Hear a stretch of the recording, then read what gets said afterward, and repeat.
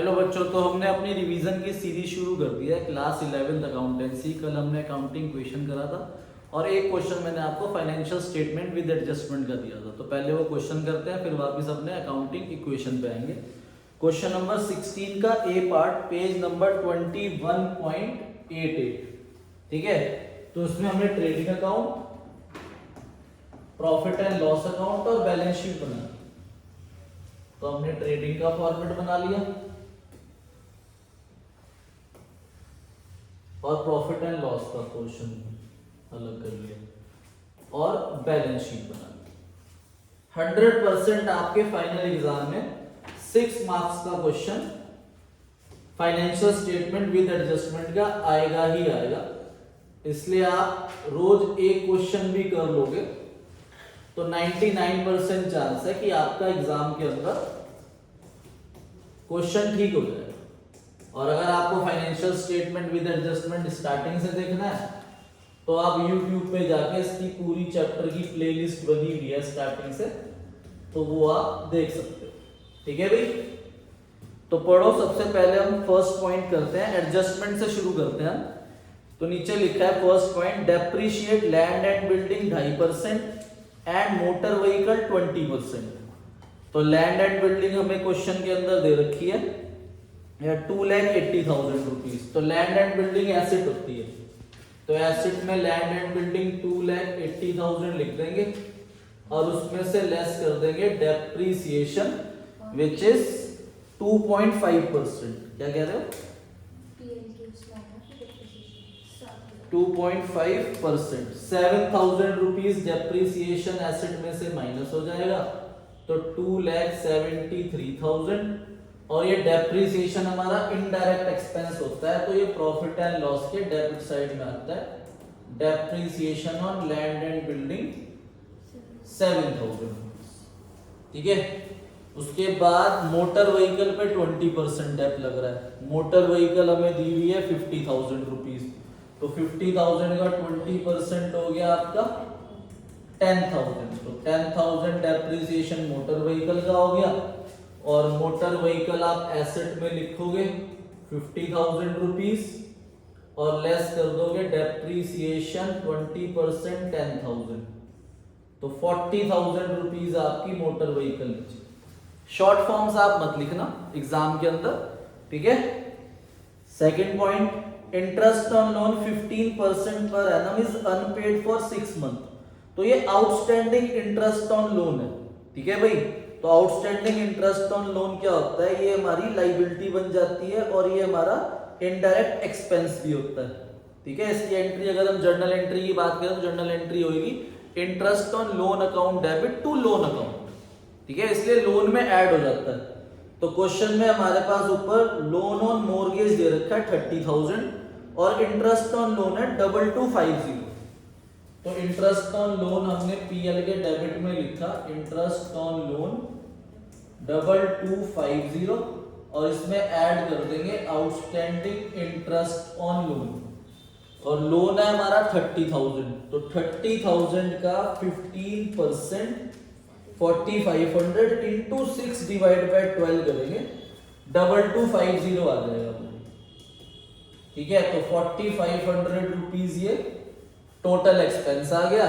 और liability side में आप लोन लिखोगे, लोन ऑन मॉर्गेज 30,000 रुपीज और उसमें ऐड कर दोगे आउटस्टैंडिंग इंटरेस्ट 2250, तो 32250 आपका टोटल लोन अभी पेंडिंग बचा है। थर्ड पॉइंट में लिखा है घनश्याम ने विड्रॉ करे 2,000 रुपीज प्राइवेट यूज के लिए। अब घनश्याम दास जो है वो प्रोप्राइटर है जिसका हम ट्रेडिंग और पीएल अकाउंट बना रहे हैं, तो वो 2,000 रुपीज प्राइवेट यूज के लिए निकाल रहा है और आपने उसे गलती से जनरल एक्सपेंस में लिख दिया, तो ये जनरल एक्सपेंस से डिडक्ट हो जाएगा और ड्रॉइंग्स में चला जाएगा। तो हमारे पास जनरल एक्सपेंस क्वेश्चन में ऊपर दिए हुए हैं 6,400, तो आप यहाँ पर पीएल के डेबिट साइड में लिख दोगे टू जनरल एक्सपेंस 6,400 और लेस कर दोगे ड्रॉइंग्स 2,000 रुपीज, ठीक है। तो 4,400 रुपीज आएगा। और ड्राइंग्स आपकी कैपिटल में से माइनस होती है, तो कैपिटल देख लेते हैं हम, क्वेश्चन में दे रखा है 2 लाख रुपीज और ड्राइंग्स क्वेश्चन में है, तो आप यहाँ पे कैपिटल लिखोगे 2 लाख, उसमें हम ऐड करते हैं नेट प्रॉफिट, जब आंसर आएगा तब लिखेंगे, और माइनस कर देंगे हम ड्राइंग्स 2000 रुपीज, ठीक है, और फिर प्लस माइनस के फिगर हम बाद में लिख देंगे बाहर। फोर्थ पॉइंट आ गया, interest on investment is receivable. Receivable का मतलब होता है एक्रूड, कि एक्रू हो गया और हमें अभी रिसीव नहीं हुआ, तो ये एक्रूड इनकम है, तो ये इनकम में भी आएगा पीएल क्रेडिट साइड में और बैलेंस शीट की एसेट में जाएगा, या आप इसे इन्वेस्टमेंट में ऐड भी कर सकते हो बैलेंस शीट की एसेट साइड में। तो हमारे पास इन्वेस्टमेंट क्वेश्चन में ऊपर दी हुई है 16,000 रुपीज, तो 16,000 रुपीज का 10% इंटरेस्ट हो गया 1600, तो ये पूरा का पूरा आउटस्टैंडिंग, तो आप यहाँ पे लिख दोगे ग्रॉस प्रॉफिट की जगह छोड़ के by accrued interest on investment 1600, और बैलेंस शीट की एसेट में लिख दोगे आप इन्वेस्टमेंट 16,000 और ऐड कर दोगे एक्रूड इंटरेस्ट 1600, तो 17,600 रुपीज आ जाएगा आपका एसेट साइड, ठीक है। उसके बाद आपको दे रखा है क्वेश्चन में लास्ट पॉइंट, फिफ्थ दे रखा है मैनेजर कमीशन 10% और नेट प्रॉफिट आफ्टर चार्जिंग सच कमीशन। अब ये आफ्टर चार्जिंग सच कमीशन वाला है और ये नेट प्रॉफिट में निकलना है, तो नेट प्रॉफिट हमें पहले फाइंड आउट करना पड़ेगा, तो ये पॉइंट सबसे लास्ट में लगेगा, तो इसे अभी हम यहीं पर छोड़ देंगे और याद रखेंगे जब क्वेश्चन में नेट प्रॉफिट हम कैलकुलेट कर लेंगे उसके बाद ये पॉइंट लगेगा। और लास्ट पॉइंट में आपके पास क्लोजिंग स्टॉक दे रखा है। अब क्लोजिंग स्टॉक में दो वैल्यू है, एक है हमारे पास 25,000 और रियलाइजेबल वैल्यू 22,000 है, तो जो कम होती है ना वो ली जाती है, विच एवर इज लोअर, ये हमारे अकाउंटिंग प्रिंसिपल बोलता है, ठीक है। तो हम 22,000 रुपीज क्लोजिंग स्टॉक लिखेंगे ट्रेडिंग के क्रेडिट साइड में, क्लोजिंग स्टॉक 22,000 और बैलेंस शीट की एसेट में लिखेंगे क्लोजिंग स्टॉक 22,000, ठीक है भाई। अब हम बाकी चीजें रखेंगे, बैलेंस शीट पढ़ के वो ट्रायल बैलेंस कैपिटल हम लिख चुके हैं, डेटर्स एसेट होती है, तो डेटर्स आ जाएंगे आपके 40,000 रुपीज, तो 40,000 डेटर्स एसेट में, क्रेडिटर्स आपकी लाइबिलिटी है 25,000 रुपीज, तो 25,000 आपके क्रेडिटर हो गए।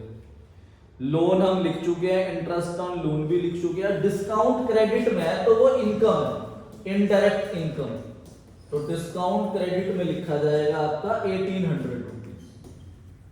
उसके बाद ओपनिंग स्टॉक है 20,000, तो यहां पे लिखोगे आप to opening stock 20,000 rupees. Opening stock के बाद मोटर व्हीकल एसेट में हम लिख चुके हैं कैश एट बैंक आ जाएगा 4450, कैश एट बैंक 4450 एसेट में। उसके बाद इन्वेस्टमेंट हम एसेट में लिख चुके हैं, वेजेस हमारा डायरेक्ट एक्सपेंस होता है, तो मैं यहां पर to purchases less purchase return की जगह छोड़कर फिर डायरेक्ट एक्सपेंस में टू वेजेस लिख देता हूं, वेजेस हो गया हमारा 18,000 रुपीज। उसके बाद लैंड एंड बिल्डिंग एसेट है, हो चुका है, बैड डेट्स दिए हुए हैं। अब बैड डेट्स अगर नीचे कोई एडजस्टमेंट होती तब वो हम टेबल बनाते, to bad debts plus further bad debts plus new provision minus old provision. अब नीचे कोई एडजस्टमेंट नहीं है, इसीलिए सिंपल बैड डेट्स आपका पीएल के डेबिट साइड में आ जाएगा 1,500 रुपीज।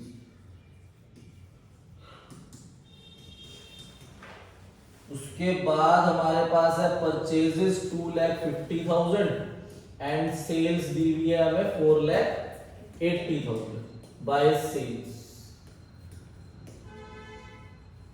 उसके बाद परचेज रिटर्न है हमारे पास 10,000 रुपीज। परचेज रिटर्न हमेशा क्रेडिट में होती है और सेल रिटर्न डेबिट वाली होती है, तो सेल रिटर्न हमें 12,000 दी थी, तो परचेज सेल रिटर्न आ जाएगी या सेल्स माइनस सेल रिटर्न 468,000। उसके बाद है कैरेज आउटवर्ड, कैरेज आउटवर्ड हमारा इनडायरेक्ट एक्सपेंस होता है और इनवर्ड जो होता है ये डायरेक्ट एक्सपेंस होता है। तो 8,000 रुपीज कैरेज आउटवर्ड हो जाएगा और 2 कैरेज इनवर्ड हमारा डायरेक्ट एक्सपेंस हो जाएगा कितना 6500। उसके बाद है सैलरी 7200, ये भी हमारा इनडायरेक्ट एक्सपेंस होता है 7200। आउटस्टैंडिंग सैलरी है देखो ट्रायल बैलेंस के अंदर है तो ये सिर्फ लाइबिलिटी में जाएगा। Outstanding salary 600 rupees. Rent rate taxes और इंश्योरेंस दे रखा है तो ये हमारा इनडायरेक्ट एक्सपेंस होता है 15,000। To rent taxes and insurance 15,000 रुपए, ये हमारा इनडायरेक्ट एक्सपेंस में आ जाएगा। एडवर्टाइजिंग ये भी हमारा इनडायरेक्ट एक्सपेंस में आ जाएगा 5,000, तो 5,000 ये हमारा इनडायरेक्ट एक्सपेंस हो गया। जनरल एक्सपेंस हम लिख चुके हैं तो वो हम दोबारा नहीं लिखेंगे। बिल रिसीवेबल हमारी एसेट में आ जाएगा 7,500 and bill payable is liability 5,400। उसके बाद प्रीपेड इंश्योरेंस दी हुआ है तो वो ट्रायल बैलेंस के अंदर है तो ये एसेट में आएगा। प्रीपेड इंश्योरेंस 3,000 रुपीज, ये एसेट में आएगा। तो हमने सारी asset liability indirect expense direct expense ये सारे लिख दिए। तो अब हम ग्रॉस प्रॉफिट निकाल लेंगे तो ये हेल्प कर देगी हमारी माही। इधर का सम आ गया आपका 490, इधर ग्रॉस प्रॉफिट कितना आया, ग्रॉस प्रॉफिट कैरिड डाउन 2,05,500। तो यहाँ पर भी टोटल हो जाएगा 4,90,000। अब ये ग्रॉस प्रॉफिट आप पीएल के डेबिट क्रेडिट साइड में कैरी फॉरवर्ड कर दोगे। Gross profit brought down 2,05,500। अब पीएल में इधर कंटिन्यू कर रहा हूं क्योंकि अभी हमें पीएल में नेट प्रॉफिट मैनेजर कमीशन वाली एडजस्टमेंट भी करनी है। तो यहाँ पर आ जाएगा आपका टोटल 2,08,900। उसमें से हम माइनस करेंगे सारे इनडायरेक्ट एक्सपेंस तो मेरे पास मेरा नेट प्रॉफिट आ जाएगा कितना 1,46,300। ठीक है 2,08,900। अब क्वेश्चन में लिखा हुआ है कि हमें मैनेजर कमीशन देनी है 10% और नेट प्रॉफिट आफ्टर लिखा है। तो जब आफ्टर होता है तो परसेंटेज अपॉन 100 प्लस परसेंटेज हो जाती है। तो अब इस नेट प्रॉफिट को आप दोबारा से इधर ओपनिंग बनाओगे by net profit brought down 146,300 और यहां पर लिखोगे टू मैनेजर कमीशन जो कैसे कैलकुलेट होगी 146,300 इंटू 10 अपॉन 110 तो 13,300 आ जाएगा। और फिर यहां पर आएगा to net profit transfer to capital account 1,33,000 और फिर टोटल हो जाएगा दोनों का। और ये मैनेजर कमीशन आपकी लायबिलिटी में आएगी। मैनेजर कमीशन पेएबल भी लिख सकते हो आप, आउटस्टैंडिंग भी लिख सकते हो 13,300 और ये नेट प्रॉफिट आपका यहाँ पर ऐड हो जाएगा 1,33,000 तो 3,31,000 बाहर आ जाएगा और बैलेंस शीट का टोटल मैच हो जाएगा जो कि है 4,07,550। इधर भी 4,07,550। ठीक है तो ये with adjustment question number 16A हो गया। अब आप क्वेश्चन नंबर 19 ट्राई करना from the following trial balance of Geeta. और ये क्वेश्चन शायद आपकी पुरानी बुक में नहीं होगा। ठीक है क्वेश्चन नंबर 19 है पेज नंबर 21.91 पे। ठीक है भाई अब मैंने आपको अकाउंटिंग इक्वेशन के लिए होमवर्क दिया था। कुछ क्वेश्चंस आपको दिए थे होमवर्क में। अगर कुछ किसी क्वेश्चन में आपको डाउट है तो वो आप मेरे से पूछ सकते हो, वरना फिर आगे मैं आपको और टॉपिक करा रहा हूँ अकाउंटिंग इक्वेशन का। है किसी क्वेश्चन में प्रॉब्लम अकाउंटिंग क्वेश्चन की? नहीं करा नहीं ना होमवर्क अकाउंटिंग क्वेश्चन का? मुझे बता आप खाली मेरे से पूछोगे इसलिए मैंने करके आई नहीं था। तो कल हमने एक टॉपिक पढ़ा था asset is equal to liabilities या आउटसाइड लाइबिलिटी लिख लो, लाइबिलिटीज प्लस कैपिटल। ठीक है भाई, अब कुछ हार्ड पॉइंट्स हम करेंगे, फिर उसके बाद में बाकी होमवर्क दे दूंगा, फिर वो कोई प्रॉब्लम होगी तो वो आप कल मेरे से पूछ लो। अब देखो एक बात आपको ध्यान रखनी है कि जो भी मैंने कल वैसे आपको बताया था कि अगर हमें कोई भी प्रॉफिट होगा, गेन होगा या इनकम होगी तो वो कैपिटल में क्या होगी? प्लस होगी। और अगर हमें कोई एक्सपेंस हो रहा है, कोई लॉस हो रहा है या कोई ड्रॉइंग्स है तो वो कैपिटल में से क्या होगी? तो मैं उसे यहां पर फुल फ्लेज लिख रहा हूं।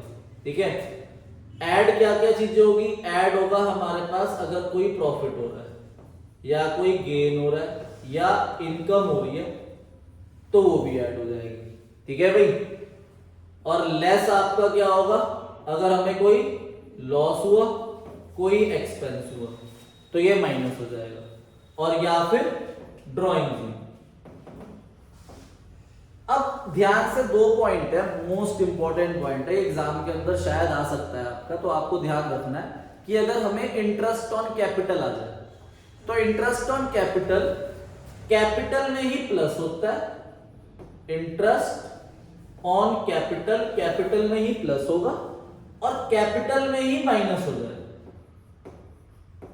इंटरेस्ट ऑन कैपिटल, ये ध्यान रखना, ये प्लस भी कैपिटल में होगा और माइनस भी कैपिटल में होगा। ठीक है, ऐसे अगर क्वेश्चन के अंदर इंटरेस्ट ऑन ड्राइंग आ जाए तो वो भी आपकी कैपिटल में प्लस होगी। इंटरेस्ट ऑन ड्राइंग्स कैपिटल में प्लस और कैपिटल में ही माइनस। इंटरेस्ट ऑन ड्राइंग, ठीक है भाई, फर्क भले ही कुछ ना पड़े पर हमें एग्जाम के अंदर इसे सॉल्यूशन के अंदर शो करना है। अगर हम शो नहीं करेंगे तो हमें उस पॉइंट के मार्क्स नहीं मिलेंगे। जैसे मान लो 5000 रुपीज इंटरेस्ट ऑन कैपिटल है तो 5000 रुपीज आप कैपिटल में ही प्लस करोगे और कैपिटल में ही माइनस करोगे। हम वैसे डीके गोयल को रेफर कर रहे हैं, तो डीके गोयल की बुक के अंदर ये पॉइंट नहीं है। अगर आप टीएस गरेवाल देखो या चतुर्वेदी की बुक देखो तो उसके अंदर, या आप संदीप गर्ग की अकाउंटेंसी की बुक देखोगे तो उसके अंदर इंटरेस्ट ऑन कैपिटल या इंटरेस्ट ऑन ड्राइंग का पॉइंट मिल जाएगा। ठीक है, पर डीके गोयल के अंदर ये पॉइंट नहीं है। आई बात समझ में या नहीं है? ठीक है, अब देखो कुछ दो तीन पॉइंट्स है वो आपको ध्यान समझने, ये चीज तो आपने समझ ली। अगर मान लो कि हमारे पास सिंपल पॉइंट आता है कि हमने रेंट पेड करा 5000 रुपीज, आप 5000 रुपीज रेंट पेड कर रहे हो, तो आपको पता है कि आपके पास से कैश चला गया, तो आप कैश में से 5000 रुपीज माइनस कर दोगे और दूसरा कैपिटल में से 5000 रुपीज माइनस कर दोगे। ठीक है भाई, क्योंकि देखो मैंने ये बताया एक्सपेंस है, कैपिटल में से माइनस होगा, और अगर आप इसे कैश में दे रहे हो तो कैश में माइनस हो जाएगा। अब कभी कभार ना रेंट के साथ आउटस्टैंडिंग वर्ड आ जाता है। मान लो आउटस्टैंडिंग रेंट आता है, आउटस्टैंडिंग रेंट हो गया या rent due but not paid हो गया, तो ये हमारे पास होता है आउटस्टैंडिंग एक्सपेंस। मतलब एक्सपेंस तो हमारा हो गया पर हमने अभी कैश पे नहीं करा।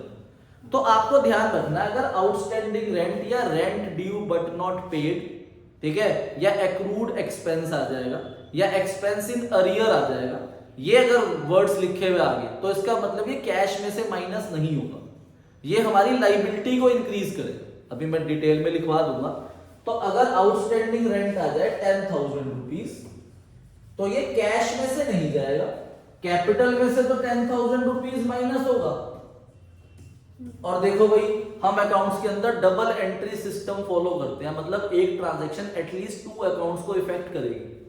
ठीक है, तो 10,000 रुपीज आपने कैपिटल में से माइनस कर दिया क्योंकि एक्सपेंस है, पर कैश हमने पे नहीं करा इसलिए कैश में से माइनस नहीं हुआ, तो ये हम फ्यूचर में पे करेंगे। तो आप यहां पर एक लाइबिलिटी बनाओगे आउटस्टैंडिंग एक्सपेंस की, और उसमें ये 10,000 रुपीज प्लस करो। अगर आउटस्टैंडिंग एक्सपेंस आ जाएगा। और ऐसे ही दूसरा आ सकता है आपका प्रीपेड एक्सपेंस। तो जो प्रीपेड एक्सपेंस है वो ध्यान रखना है कि वो हमारा एक्सपेंस होता ही नहीं है, और अगर वो एक्सपेंस होता ही नहीं है तो वो कैपिटल में से माइनस होगा ही नहीं। ठीक है भाई, प्रीपेड एक्सपेंस अगर आपका आ जाएगा, ठीक है, तीसरा पॉइंट समझो ध्यान से। प्रीपेड सैलरी आ गई, मान लो प्रीपेड सैलरी आ गई आपकी 6,000 रुपीज। तो प्रीपेड है ना, देखो वर्ड क्या है साथ में, पेड। तो आपने कैश तो पे करा, तो कैश में से 6,000 रुपीज माइनस होंगे। और प्रीपेड का मतलब होता है एडवांस पेमेंट ऑफ एक्सपेंस, कि आपने एक्सपेंस को एडवांस में पे कर दिया। तो ये प्रीपेड एक्सपेंस आ सकता है, अनएक्रूड एक्सपेंस आ सकता है, या फिर अनएक्सपायर्ड एक्सपेंस आ सकता है। अनएक्सपायर्ड वर्ड भी मिल सकता है, या एक्सपेंस पेड इन एडवांस आ सकता है। तो इसमें आप क्या करोगे, कैश आपने पेड कर दिया क्योंकि पेड वर्ड है, तो कैश में से माइनस। अब ये हमारा एक्सपेंस नहीं है तो ये कैपिटल में नहीं जाएगा, आपकी एक एसेट बनेगी। तो आप एसेट बनाओगे प्रीपेड एक्सपेंस के नाम से, और उसमें 6,000 रुपीज ऐड करोगे। ठीक है, तो 6,000 रुपीज आपके प्रीपेड एक्सपेंस के नाम से एक एसेट क्रिएट कर देंगे। Got it? अब ध्यान से लिख लेना है डिटेल। देखो भाई ध्यान से, आउटस्टैंडिंग एक्सपेंस, ठीक है, आउटस्टैंडिंग एक्सपेंस आ गया, तो ये आपका कहां पर जाएगा, एक तो ये कैपिटल में से माइनस होगा, ठीक है, और दूसरा एक लाइबिलिटी आपकी बन जाएगी। लाइबिलिटी में एक हेडिंग बनाओगे आप, आउटस्टैंडिंग एक्सपेंस, और उसमें प्लस करोगे। और आउटस्टैंडिंग एक्सपेंस का दूसरा नाम expense due but not paid. ठीक है, expense due but not paid आ जाएगा। ठीक है, या फिर accrued expense. Accrued word expense के साथ ना आपको बहुत कम मिलेगा, क्योंकि एक्रू वर्ड ना इनकम के साथ अच्छा लगता है, एक्सपेंस के साथ नहीं। ठीक है, एक्रूड इनकम मिल सकती है, एक्रूड एक्सपेंस नहीं मिल सकता, मतलब मिल सकता है पर बहुत रेयर चांस है। ठीक है, या फिर आपका एक्सपेंस इन अरियर। अरियर का मतलब भी आउटस्टैंडिंग होता है, और ये वर्ड हमारी बुक्स में नहीं है, पर फिर भी अगर आ गया अरियर तो आपको पता होना चाहिए आउटस्टैंडिंग। ठीक है भाई, अब देखो आउटस्टैंडिंग एक्सपेंस के अंदर हार्ड से हार्ड पॉइंट कैसे आ सकता है। ठीक है, ध्यान से देखना। देखो अकाउंटिंग इक्वेशन आपको पता है, क्या फॉर्मूला होता है भाई, asset is equal to liability plus capital. अब आप सबको बेसिक तो पता है अकाउंट्स के, कि हमारा ईयर अगर स्टार्ट हो रहा है तो 1 अप्रैल से स्टार्ट होगा और एंड 31 मार्च में होगा, तो 12 मंथ होते हैं। ठीक है भाई, अब क्वेश्चन आपको देगा 10,000 rent paid only for 10 months. आपने 10,000 रेंट पेड करा, पर ये सिर्फ 10 मंथ्स का, आपने 10 मंथ का रेंट पे करा सिर्फ, तो कितने मंथ का अभी भी रह गया, 2 मंथ का। तो पहले आप वो 2 मंथ का रेंट निकालोगे, 10,000 को 10 से डिवाइड करोगे तो पर मंथ आपका 1,000 रुपीज आ जाएगा। तो ध्यान रखना है, जितने मंथ का रेंट पेड करा है उसी से डिवाइड करना है, कहीं पर मंथ निकालने के लिए आप 12 से डिवाइड करो, तो 10,000 को 10 से डिवाइड करोगे तो पर मंथ कितना आ जाएगा, 1,000। और 2 मंथ का आपने पे नहीं करा तो 2,000 रुपीज आपका आउटस्टैंडिंग हो गया। तो अब इसे कैसे लिखेंगे हम, आपने रेंट पेड करा 10,000 रुपीज, तो जो हमारे पास एसेट में जो कैश है वो कैश हमारा 10,000 से माइनस होगा। ठीक है, और जो टोटल एक्सपेंस है हमारा वो कैपिटल में जाएगा, और टोटल एक्सपेंस पूरे 12 मंथ का होगा, तो वो 12,000 रुपए पूरा कैपिटल में से माइनस होगा। तो जो 2 महीने का हमने पे नहीं करा आउटस्टैंडिंग, वो आप लाइबिलिटी में लिखोगे यहाँ पे आउटस्टैंडिंग एक्सपेंस या आउटस्टैंडिंग रेंट 2,000 रुपीज, यहां पर प्लस हो जाएगा। आई बात समझ में? तो ये पॉइंट आ सकता है मैक्सिमम। अब प्रीपेड को समझो ध्यान से, फिर मैं वापिस समझाऊंगा, अभी प्रीपेड को लिख लो पहले। ठीक है, अब प्रीपेड एक्सपेंस आ जाएगा। प्रीपेड एक्सपेंस या अनएक्सपायर्ड एक्सपेंस या एक्सपेंस पेड इन एडवांस। तो ये आपका कहां जाएगा? एक तो ये कैश में से माइनस हो जाएगा क्योंकि आपने पेड करा है, प्रीपेड। तो दूसरा ये एक्सपेंस नहीं होता, तो ये आपकी एक एसेट बनेगी। एसेट में आके एक हेडिंग बनाओगे प्रीपेड एक्सपेंस और उसमें ऐड करोगे कैश में से माइनस और प्रीपेड एक्सपेंस ऐड हो जाएगा आपका। ठीक है भाई, अब ये पॉइंट आपका कैसे आ सकता है? देखो भाई ध्यान से देखो, लिखा है रेंट आपने पेड करा ₹15,000 फॉर 15 मंथ। आपने 15 मंथ का 15,000 रुपीज रेंट पे कर दिए और अभी मैंने आपको समझाया कि मंथ कितने होते हैं असल 12। तो आपने 12 मंथ में 15 महीने का पे कर दिया, तो 3 मंथ आपने एक्स्ट्रा पे कर दिया, तो वो 3 मंथ हमारा एडवांस चला गया। ठीक है, अब 3 मंथ का निकालने के लिए आपको पहले पर मंथ निकालना पड़ेगा। तो अब आप 15,000 को 15 से डिवाइड करो तो पर मंथ 1,000 आ जाएगा और एडवांस कितना चला गया 3 मंथ का, तो 3,000 रुपीज आपका एडवांस चला गया। ठीक है, तो अभी आपके पास से कैश कितना गया? तो जो कैश है वो 15,000 से कम होगा और एक्सपेंस जो है वो सिर्फ 12 मंथ का होता है, ये ध्यान रखना। चाहे आप 10 मंथ का पे करो तब भी कैपिटल में से पूरे 12 मंथ का माइनस होगा, चाहे आप 15 मंथ का पे करो तब भी कैपिटल में से सिर्फ 12 मंथ का माइनस होगा। ठीक है, तो कैपिटल में से आपका जो माइनस होगा वो सिर्फ 12 मंथ का होगा और वो 12 मंथ का 12,000 रुपए। ठीक है, तो आप जब इस ट्रांजेक्शन को इस अकाउंटिंग इक्वेशन में करोगे तो कैश आपका कितना गया? कैश गया आपका 15,000, तो कैश में से 15,000 रुपीज माइनस हो जाएगा। ठीक है, और कैपिटल में से आपका 12,000 रुपीज माइनस होगा। तो जो आपने 3,000 रुपीज का एक्स्ट्रा पे करा वो एक एसेट बनेगी आपकी प्रीपेड एक्सपेंस और उसमें आप ऐड करोगे यहां पर 3,000 रुपीज। ठीक है भाई, होप आपको ये पॉइंट समझ आ गए होंगे, ध्यान से नोट कर लो। दिन जाता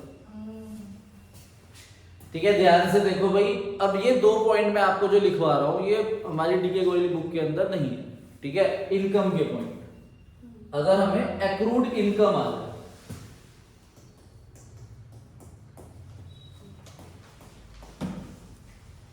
accrued income means income due but not received.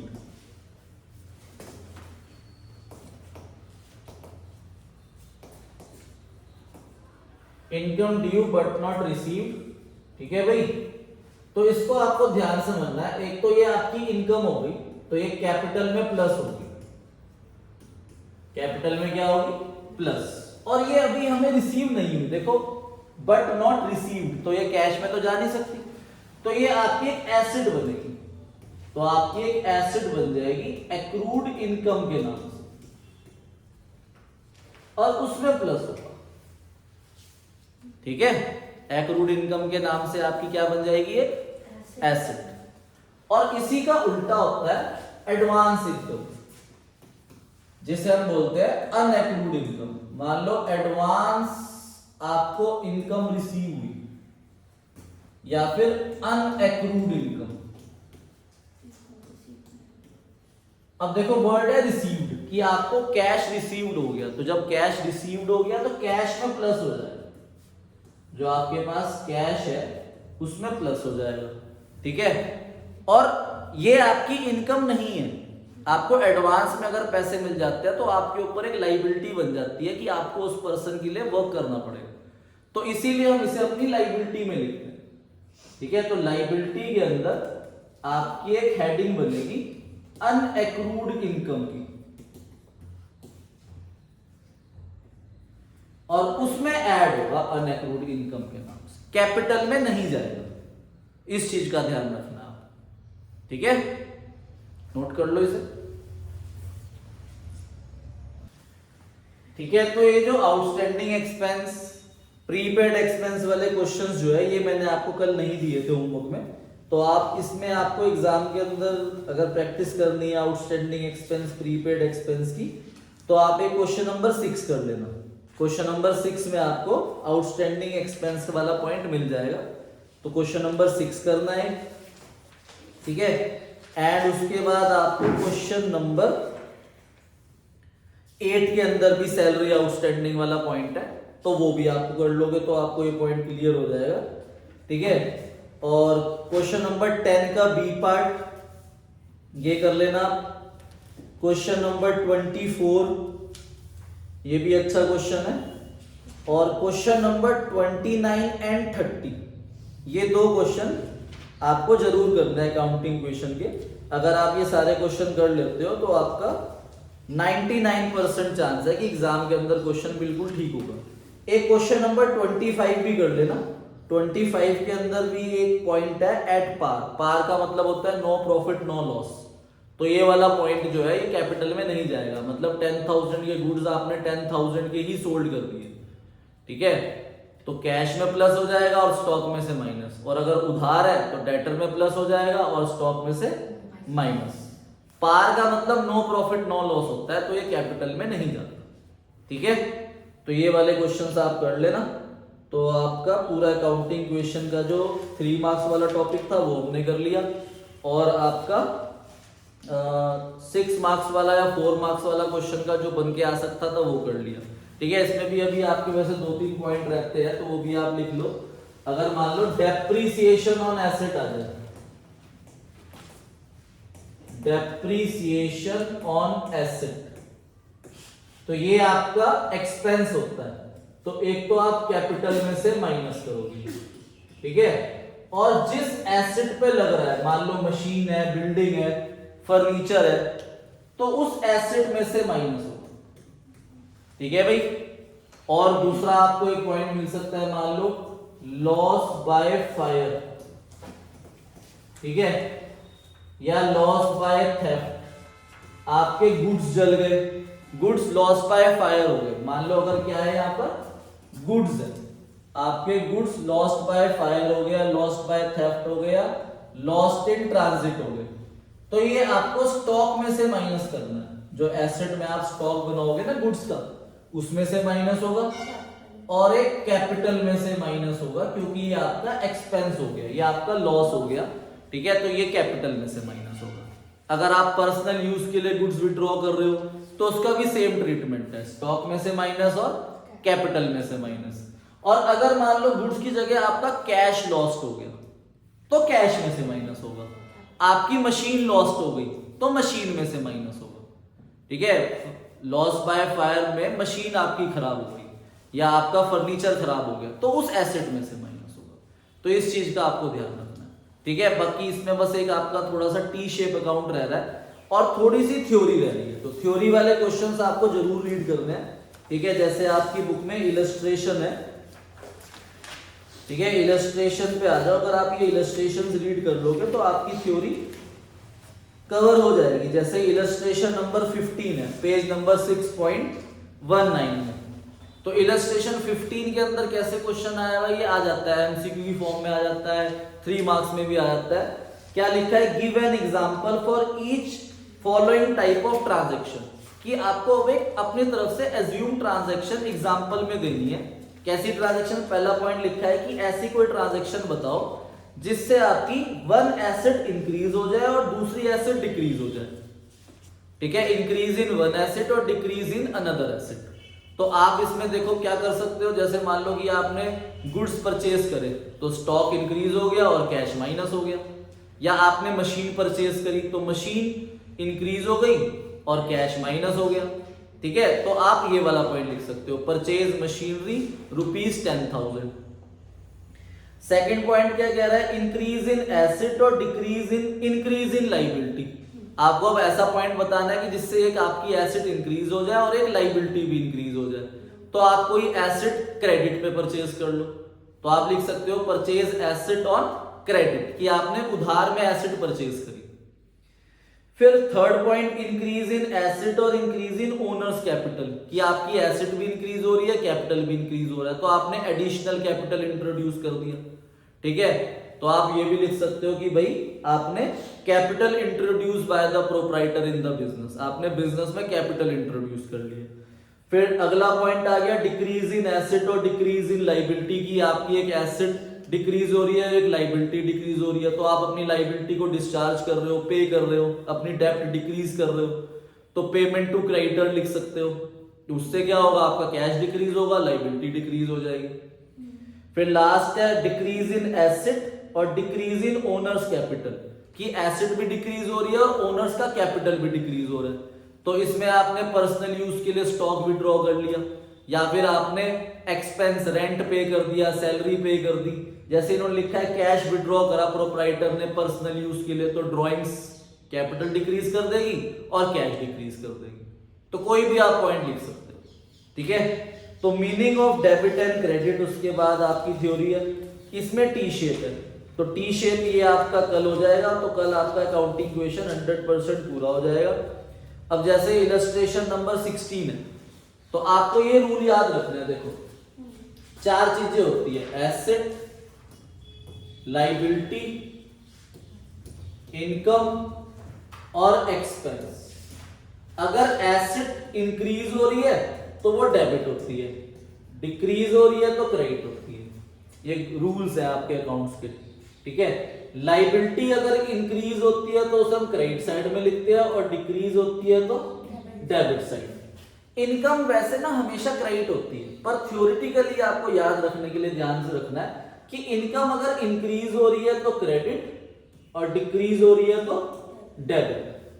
ठीक है, थ्योरेटिकल अगर आंसर पूछे, जैसे इस चैप्टर के अंदर पूछ सकते हैं। ठीक है, मतलब लाइबिलिटी और इनकम सेम है, और एसेट और एक्सपेंस के लिए रूल सेम है कि एक्सपेंस इंक्रीज होगा तो डेबिट, डिक्रीज होगा तो क्रेडिट। पर हमेशा हमें गोल्डन रूल में जो ये याद रखना है कि इनकम हमेशा क्रेडिट होती है और एक्सपेंस हमेशा डेबिट होते हैं, क्योंकि वो इंक्रीज डिक्रीज नहीं होते, क्योंकि हर साल की इनकम अलग होती है, हर साल का एक्सपेंस अलग होता है। पर थ्योरेटिकल आंसर देने के लिए आपको ये रूल याद रखना है। तो जैसे इलस्ट्रेशन नंबर 16 है आपकी, ऑन विच साइड, साइड का मतलब यहाँ पे लेफ्ट साइड राइट साइड नहीं है, डेबिट साइड और क्रेडिट साइड है। तो आपको पता है जो आपकी डेबिट साइड होती है वो हमेशा लेफ्ट साइड होती है, और जो आपकी राइट साइड होती है वो क्रेडिट साइड होती है। तो इस क्वेश्चन में आपसे पूछा गया है कि आपको इंक्रीज बताना है कि ये चीजें कहां कहां पर लिखी जाएगी और इनका नेचर बताना है। जैसे कैश है तो कैश का नेचर क्या है, एसेट, और कैश एसेट है, इंक्रीज हो रही है तो डेबिट साइड लिखी जाएगी।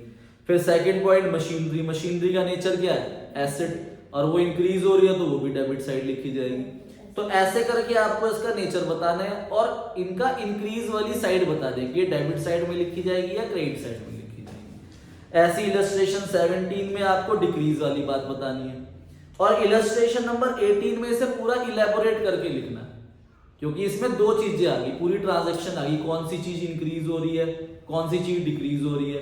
अगर इंक्रीज हो रही है तो वो एसेट है या लाइबिलिटी है, तो उसे डेबिट में लिखूंगा या क्रेडिट में लिखूंगा। अगर डिक्रीज हो रही है तो उसका नेचर बताना है कि वो एसेट है या लाइबिलिटी है। अगर एसेट है तो वो डेबिट होगी या क्रेडिट होगी, अगर इंक्रीज हो रही है या डिक्रीज हो रही है, तो ये आपको बताना है। तो ये इलस्ट्रेशन 15, 16, 17, 18 आप ये रीड जरूर कर लेना, क्योंकि इनमें से आपको एमसीक्यूज मिल सकते हैं।